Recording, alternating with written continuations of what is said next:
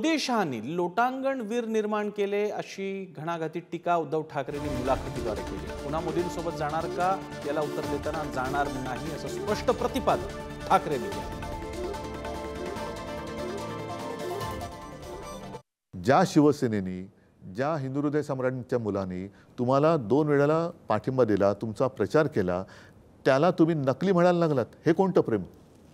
हे चायनीज प्रेम आहे का? हे कोणतं प्रेम आहे? मी प्रेमाची व्याख्या तरी काय तुमची?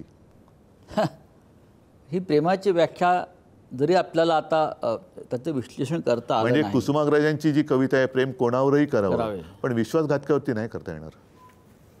हे चांगलं आहे तुमची भूमिका। हे विश्वासघातकावरती प्रेम मी नाही करू शकत। महाराष्ट्र एवढा लेचापेचा नाहीये, नक्कीच नाहीये।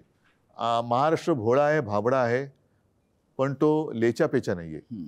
महाराष्ट्रामध्ये मर्दांची कमी नाहीये। कोणी प्रेमाने आलिंगन दिलं तर महाराष्ट्र प्रेम करतो, पण पाठीवर वार केला तर महाराष्ट्र वाघनखं काढतो। ती वाघनखं आता मला जिथे जिथे जातो तिकडे जनतेच्या रूपात दिसत आहेत। आता महाराष्ट्राने वाघनखं काढलेली आहेत। आपल्या मुलाखतीतून उद्धव ठाकरेंनी हा निशाणा साधला आहे मोदींवर।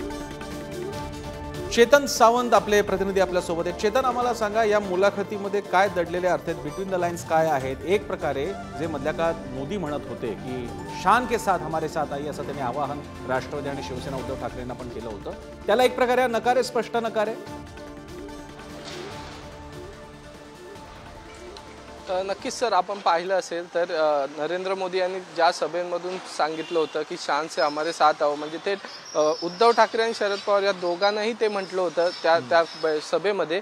त्यानुसार उद्धव ठाकरे यांनी त्याच दिवशी संध्याकाळच्या सभेत त्यांच्या या वक्तव्यावर उत्तर दिलं होतं की सर्व झाल्यानंतर, सर्व आरोप प्रत्यारोप, नकली शिवसेना म्हटल्यानंतर आता तुम्ही आम्हाला जर डोळा मारत असेल तर आम्ही तशा डोळा मारणाऱ्यांकडे बघत नाही। आम्ही कोणत्याही आजा मेरी गाडी में बैठ जा अशा प्रकारच्या ह्याला आम्ही भुलत नाही, आम्ही कोणाच्याही गाडीत बसत नाही, म्हणजे थेट हा उद्धव ठाकरे यांनी त्यांना नकार दिला होता।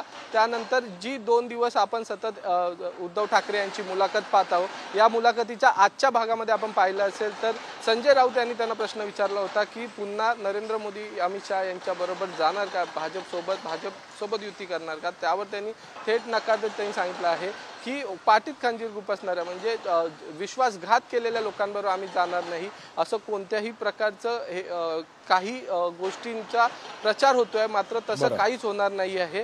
कारण की ज्या प्रकारचं राजकारण करण्यात आलं, ज्या प्रकारचं नकली शिवसेना म्हणण्यात आलं, किंवा काँग्रेस राष्ट्रवादीसोबत गेल्याने शिवसेना गेल्याने शिवसेनेची हिंदुत्वाचा विसर पडलाय शिवसेनेला, असे देखील नक्कीच चेतन, अर्थातच एक प्रकारे हा संदेश दिलेला आहे ठाकरेंनी की काहीही शक्य नाही पुन्हा आता एकत्र येण्याने।